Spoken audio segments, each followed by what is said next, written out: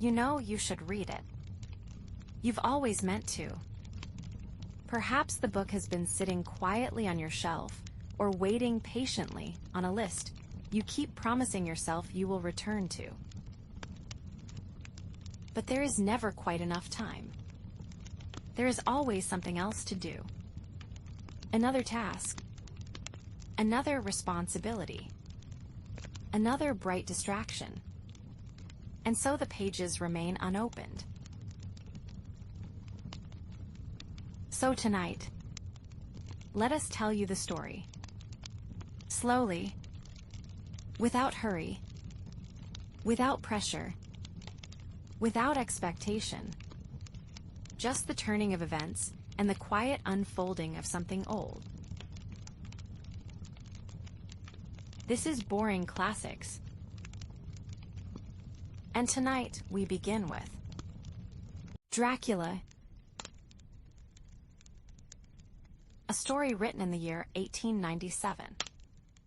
A story told not in a single voice, but through letters, journals, fragments of memory, and the careful recording of small, unsettling details. It is a story about fear, but not loud fear, not sudden fear. It is a slower fear, the kind that gathers gradually, the kind that watches from a distance.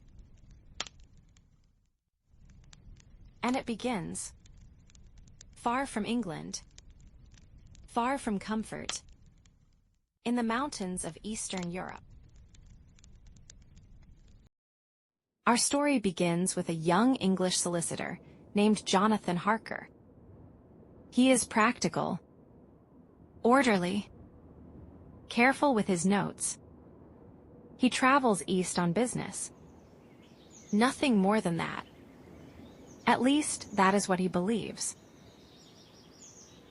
He has been asked to assist a nobleman, Count Dracula, in the purchase of property in London.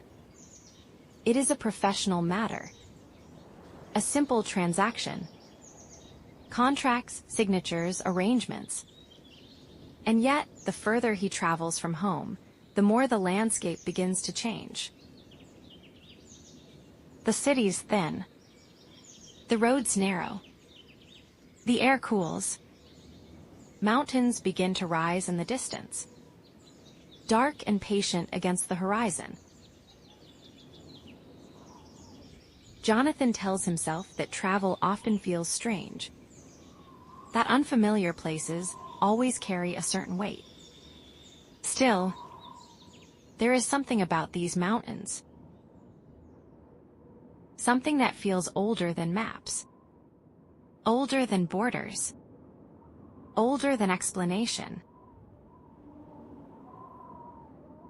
As his train journey ends, he transfers to a small carriage that will carry him the rest of the way. The path is narrow, unpaved, winding through rugged stone and forest. The horses move quickly, almost urgently. The driver speaks very little. He glances often at the darkening sky.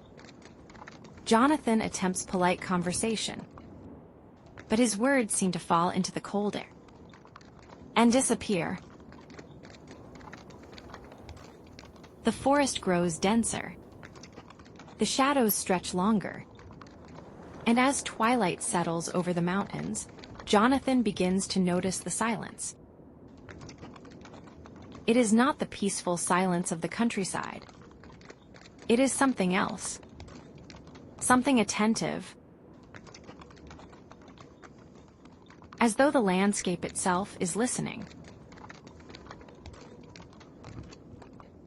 At last, the carriage stops in a small village nestled among the hills. Lantern light glows faintly from wooden windows. Figures gather in the square. When the villagers learn where he is traveling, their expressions change. Voices lower. Eyes widen. Hands make protective gestures across chests. An elderly woman approaches him. Her hands tremble slightly as she presses something into his palm. A crucifix. Small. Silver. Cool to the touch. She speaks urgently in a language he does not understand. But her tone requires no translation. It is not anger. Not hostility. It is fear. Jonathan smiles politely. He assures them he will be fine. He is, after all, a rational man. A man of education. Surely these are only old superstitions. Stories told to children. Legends carried from generation to generation. Still, he does not return the crucifix. He slips it into his pocket, just in case. In the quiet of the carriage, the small crucifix rests against his palm, cold against his skin. He considers returning it. But something, perhaps courtesy, encourages him to keep it. It is a small object. And yet in the mountains, small things begin to feel significant. The carriage climbs higher. The village disappears behind him. And then, the castle appears. It stands upon a cliff of dark stone, its towers rising sharply against the fading sky. Narrow windows glow faintly with candlelight. The walls seem almost to grow from the rock itself. It does not look abandoned, but neither does it look welcoming. It watches. Jonathan feels a small tightening in his chest. He tells himself it is only the cold. The carriage stops. The door creaks open. And before he can knock, the great wooden door of the castle swings inward. A tall figure stands within the doorway. His face is pale in the candlelight, his posture perfectly upright. He greets Jonathan warmly, his voice soft, measured, carefully courteous. He apologizes for the absence of servants, explains that he prefers privacy. His handshake is firm, perhaps too firm. But there is nothing openly hostile, nothing openly wrong. And so Jonathan enters the castle. Corridors are long and dimly lit by wall-mounted candles. Shadows stretch along stone walls. Footsteps echo faintly. Jonathan hears no other movement. No servants in distant rooms. No soft murmur of conversation. Only the Count. And himself. They dine together. Though the Count does not eat. He watches instead. Listens. Asks polite questions about England. About train schedules. About property laws. About the habits of London society. His interest is precise. Detailed. Almost. Eager. Later, alone in his chamber, Jonathan begins to explore.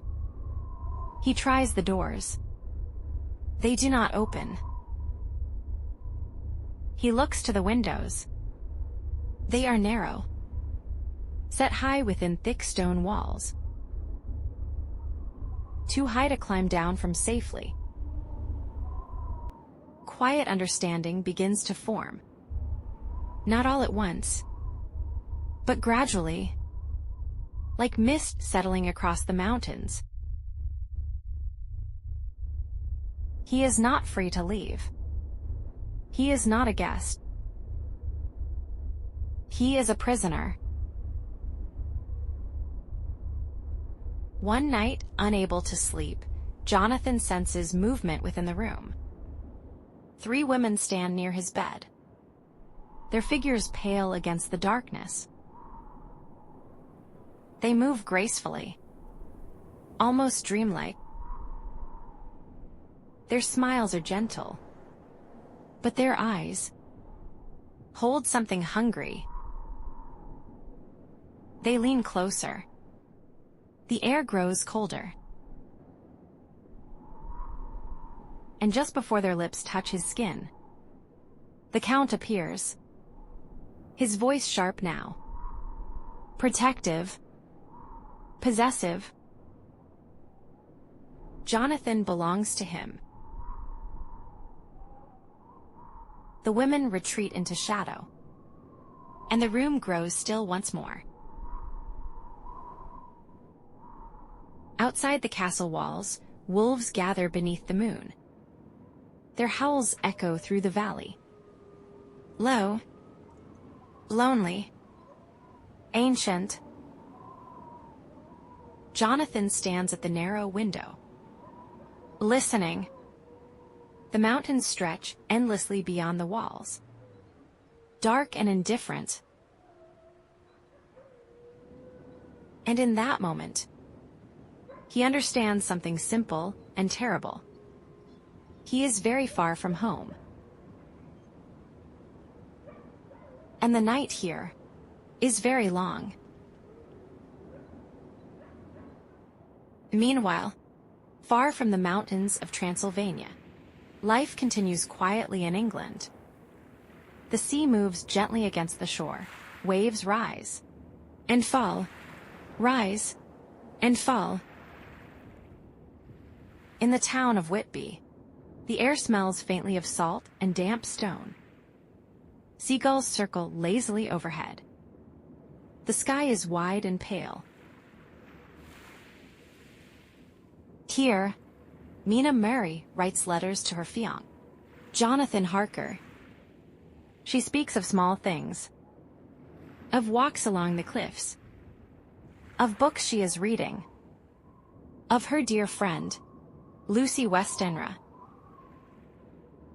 Lucy is lively, bright, kind-hearted. She laughs easily, dreams easily, and moves through the world with a softness that draws affection from others. It is difficult to imagine that darkness could ever reach such a place. And yet, the sea is a bridge between worlds, and something is crossing it.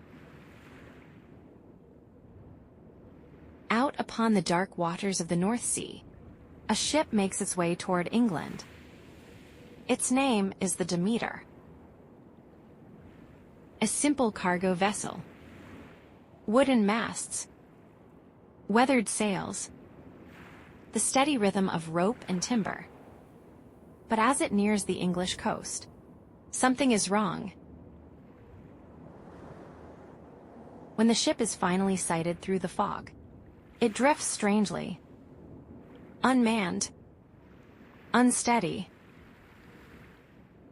There are no sailors visible upon the deck. No shouted commands. No laughter. No movement at all. The vessel runs aground with a heavy groan of wood against stone. And when the townspeople board it, they discover a terrible stillness. The captain is dead, his hands tied firmly to the wheel, his expression frozen in something like defiance, or perhaps dread. The rest of the crew are nowhere to be found.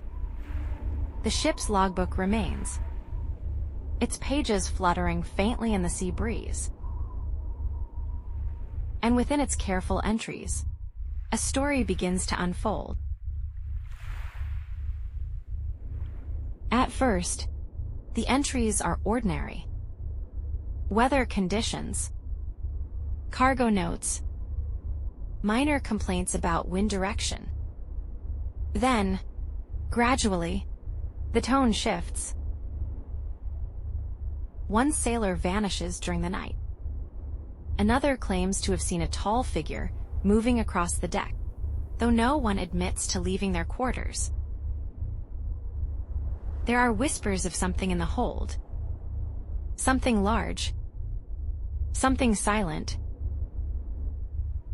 The captain attempts to maintain order. He insists upon reason, upon discipline, upon explanation. But one by one, the crew disappears, until only the captain remains. Alone with the wind, alone with the cargo, alone with something unseen. His final entry speaks not of madness, but of acceptance. He will tie himself to the wheel. He will face whatever comes, and he will not abandon his post. When the Demeter arrives in Whitby, its cargo remains intact. Boxes filled with dark earth. Heavy, unremarkable at first glance. The sea has delivered more than soil.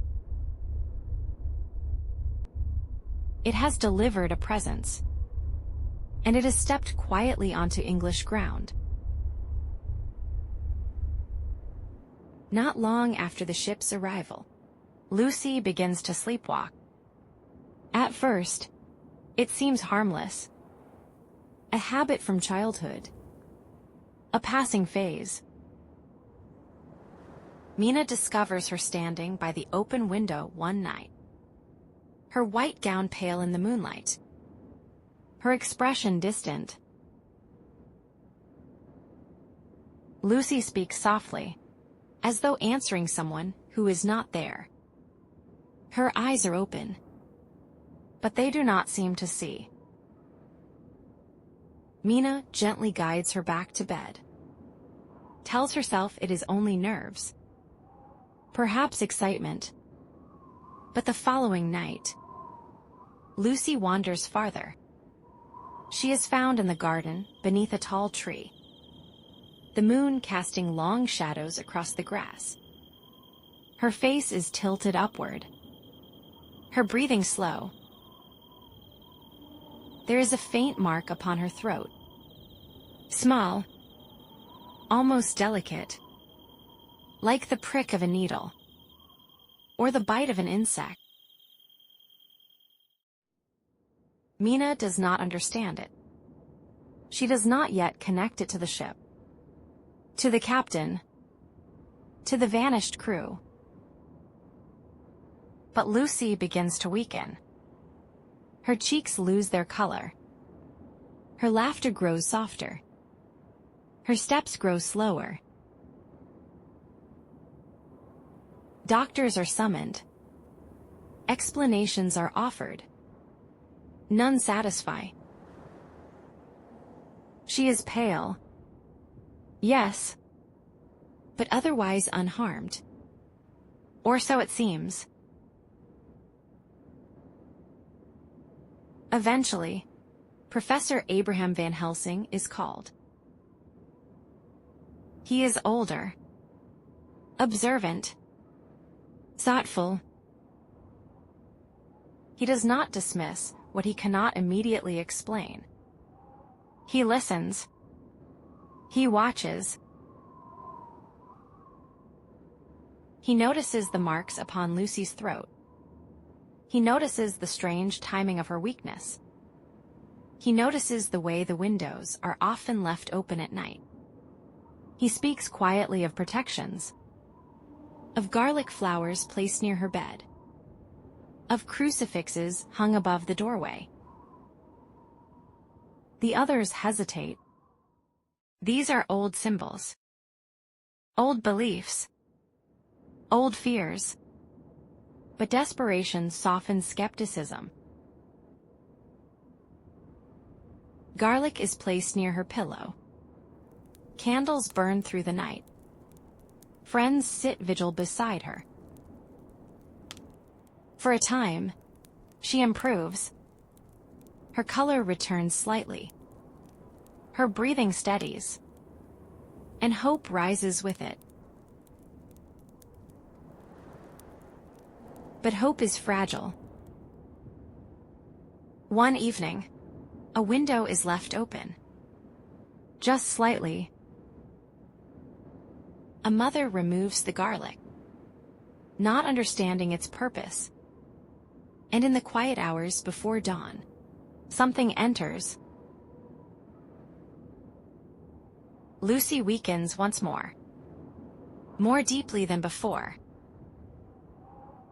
Her pulse fades. Her eyes grow distant. Surrounded by those who love her, she slips gently away. There are tears. There is disbelief. There are whispered questions without answers. She is buried beneath soft English soil, in a peaceful cemetery overlooking the sea. It should have ended there. But the earth sometimes returns what it is given. Lucy has been laid to rest. The earth has closed gently over her coffin. The flowers placed upon the soil begin to wilt in the quiet English air. It should have ended there. That is what burial is meant to do. It is meant to bring stillness, finality, peace. But peace does not settle over Whitby. Not quite. Instead, there are whispers. Soft rumors carried between houses at dusk. Stories told in lowered voices. Children speak of a pale lady walking near the churchyard. A beautiful woman who beckons kindly from the shadows. And each child who returns home bears a small wound upon the throat. 2 small marks. Almost delicate. Almost careful. Van Helsing grows quiet. More certain. More solemn.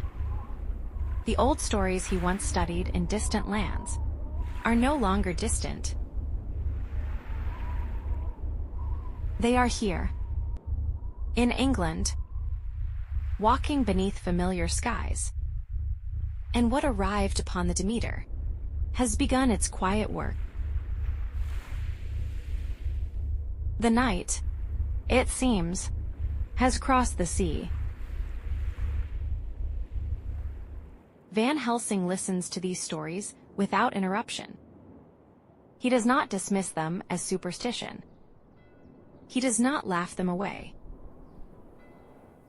Instead, he gathers Lucy's former suitors, Arthur Homewood, Quincy Morris, Dr. Seward, men who loved her in different ways, men who stood beside her bed as her life faded. And gently, carefully, he suggests something that none of them wish to hear.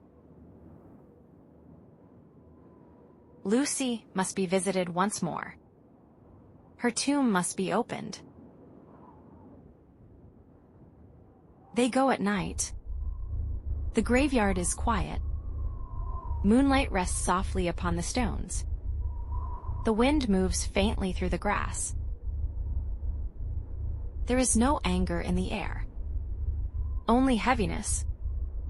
Only reluctance. Arthur stands very still. His love for Lucy still fresh. Still raw. To disturb her rest feels wrong. Cruel. Even. And yet, if she is not resting, what then? The coffin is opened. The men lean forward, expecting sorrow, expecting final confirmation. But the coffin is empty. No body. No sign of disturbance from above. No broken soil. Only emptiness. Cool and silent. Arthur recoils in disbelief. Dr. Seward struggles to explain what he sees. Van Helsing does not look surprised, only saddened. He closes the coffin gently, as though even emptiness deserves dignity. They return the following night. This time, they wait. The hours pass slowly. The moon drifts higher in the sky. The world seems to hold its breath. And then, she appears. Lucy. She walks among the graves with a strange grace. Her face pale but luminous. Her eyes bright, but not with the warmth they once held. In her arms, a small child. She lowers the child gently to the ground. Not violently. Not savagely. Almost tenderly. Which makes it worse. Arthur steps forward instinctively, calling her name. She turns toward him. And for a moment, something like recognition flickers across her features. But it fades quickly, replaced by hunger. Van Helsing speaks softly now. Firmly, he explains what must be done. Arthur trembles. The thought unbearable. This is no longer the Lucy he loved. Not fully. Not in the way that matters. With tears in his eyes and shaking hands, Arthur performs the act that Van Helsing instructs. A wooden stake, driven through the heart. There is no need for harsh description. No need for horror. Only this. As the act is done, Lucy's face softens. The tension leaves her features. The strange brightness fades. And for the first time since her burial, she looks peaceful. Truly peaceful. Arthur weeps, but his grief now carries relief within it. She is free. Afterward, the men gather quietly. There is no triumph, no celebration, only understanding. Van Helsing speaks the word they have all avoided. Vampire.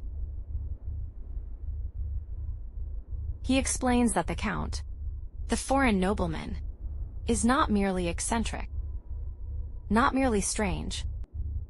He is something older, something that feeds upon the living. And Lucy was not his first victim, nor will she be his last, unless they act. The night grows deeper around them. What began as confusion has become clarity. What began as disbelief has become resolve. They are no longer observers of strange events. They are participants in a hunt. And somewhere, in the darkened rooms of London, Count Dracula prepares his next move. The sea brought him here. The earth hides him, The night protects him. But now, he is no longer unchallenged. And the story begins to shift. From mystery to pursuit. The word has been spoke. Vampire. And once a thing is named, it becomes harder to ignore. Van Helsing spreads a map across the table. The paper soft beneath his hands.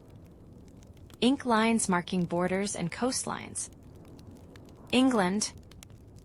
London. The sea routes from Eastern Europe. They trace the path of the Demeter.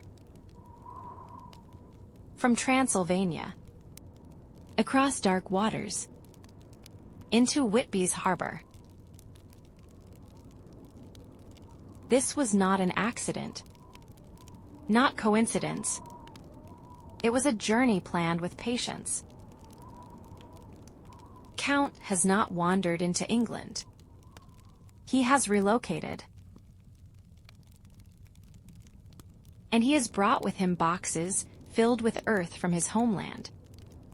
Soil in which he may rest. Soil in which he may recover his strength. To stop him, they must find those boxes and destroy them. The hunt begins quietly, not with shouting, not with spectacle, but with research, with train schedules, with careful notes. The modern world, with its telegrams and railways, will now be used against something ancient.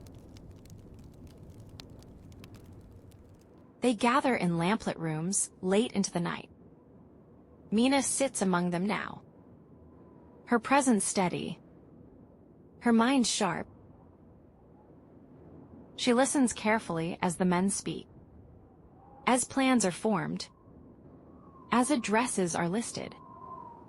She is not merely an observer. She becomes the record keeper. The organizer. The quiet strength at the center. And yet, there is something else. Since her encounter with the Count, she feels a connection. Faint, but undeniable. As though a thread has been tied between them. Invisible. Cold. At night, Mina sits near the window. The city beyond is dim. Gas lamps flicker faintly in the distance. She closes her eyes. Van Helsing speaks softly beside her, guiding her into a gentle trance. And through that fragile state, she senses him. Not clearly, not in words, but in impressions. Dark earth, wooden boxes, movement by carriage, the feeling of departure. The Count is preparing to leave England. He has felt their pursuit, and he is retreating. Back toward the mountains. Back toward the castle. Back toward the place where night feels strongest. The group works methodically. They locate house after house. Warehouse after warehouse. Inside each location, a wooden box, filled with soil. One by one, they open them and render them unusable. The Count's safe havens begin to vanish. His resting places shrink. He grows weaker with each one destroyed. But he is not without cunning. He has already begun his journey home. The chase stretches across Europe. Trains carry them through wide fields and quiet towns. The rhythm of wheels against tracks, steady and unrelenting. Mina's connection guides them still. Faint, but present. She senses cold air. Rough terrain. The slow climb of a carriage through mountain paths. They divide into groups. Some by train. Some by horseback. Each racing against the setting sun. For if Dracula reaches his castle and rests in his native soil, their task will grow far more difficult. The mountains rise once more before them. Dark and immense. The same mountains Jonathan once crossed alone. Snow drifts across narrow paths. The air is thin. Each breath visible in the cold. Far ahead, a carriage moves slowly upward. Within it, a coffin. Inside the coffin, the Count lies motionless, gathering what strength he can from the earth around him. As the sun lowers toward the horizon, the group intercepts the carriage. There is no long battle. No dramatic speech. Only urgency. Only the fading light. The coffin is pulled from the carriage. The lid forced open. For a moment, Dracula's eyes open. Red with fury. Alive with something ancient. The sun is near the horizon. Its final light stretching across the snow. And in that brief window, the men strike. There is no scream that echoes through the mountains. No explosion of darkness. Only a quiet collapse. The tension that has stretched across countries. Across oceans.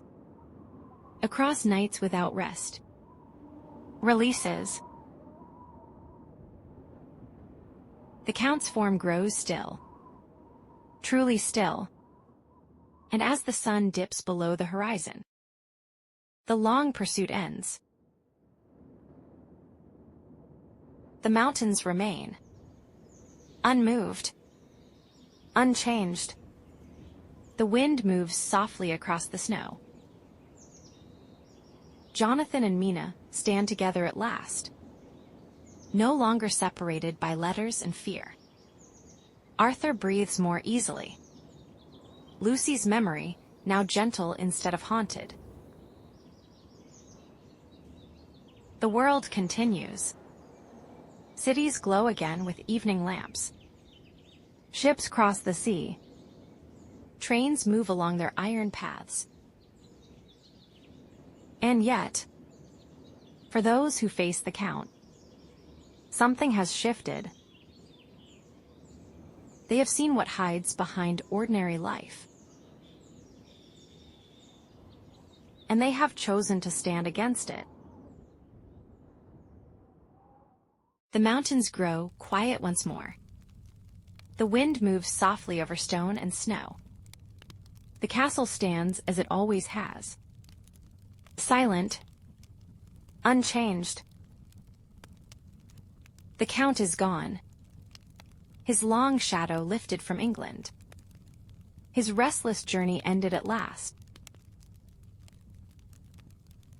And yet, Dracula is not merely a story about a creature in the dark. It is something gentler than that. And something deeper. It is a story about fear. Not loud fear. Not sudden terror. But the slow kind.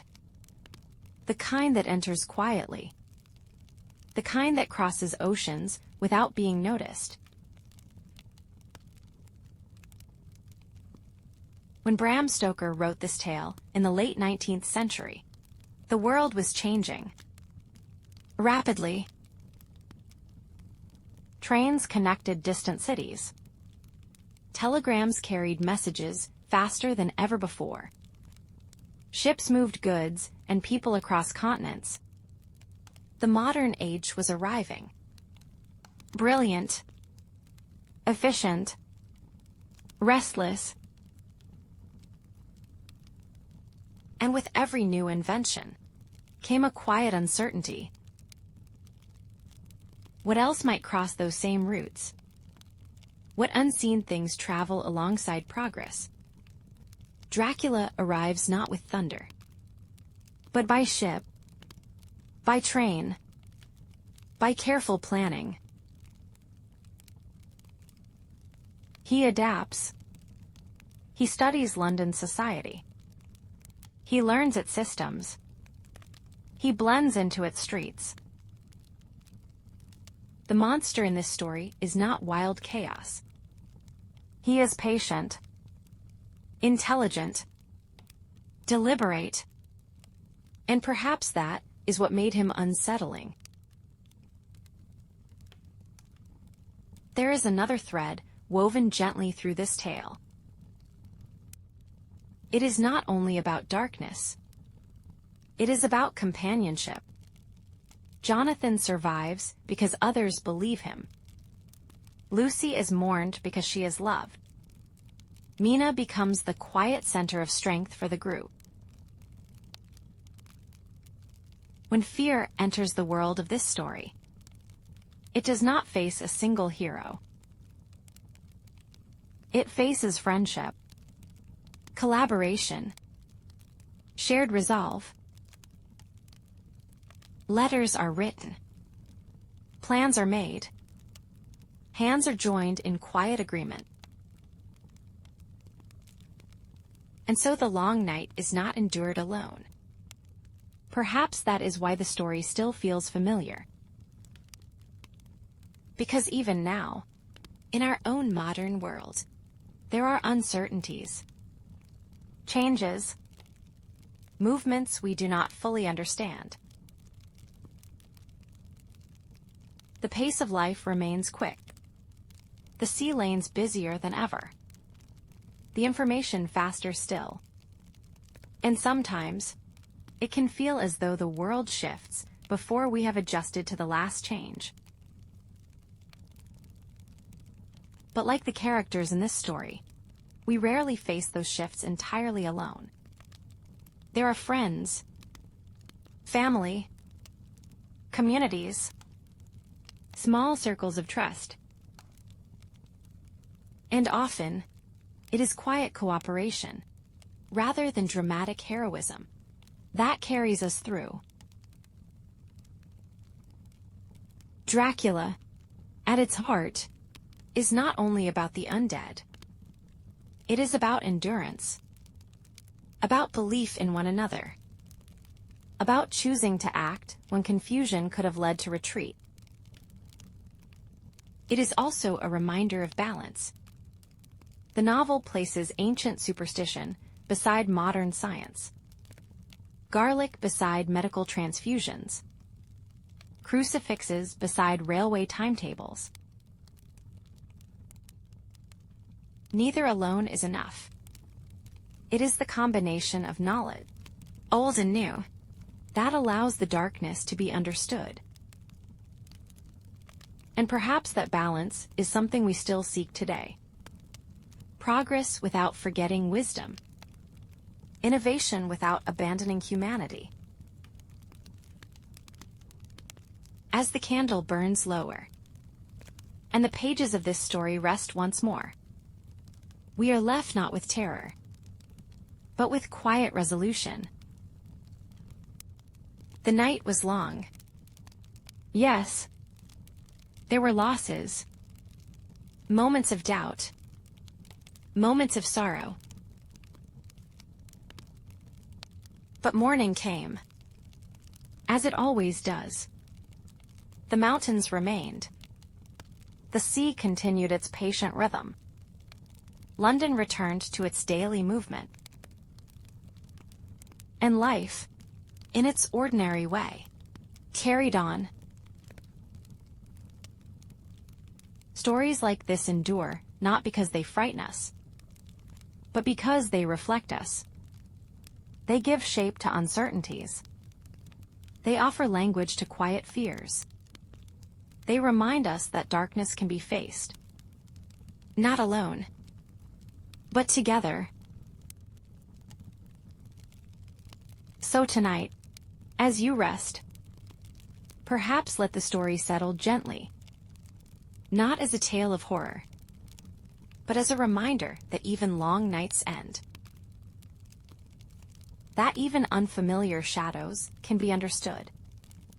And that companionship is a light of its own. The candle is nearly out now. The book lies closed upon the desk. And the world outside is quiet. Thank you for listening. Rest well. And when you are ready, we will open another book. Good night.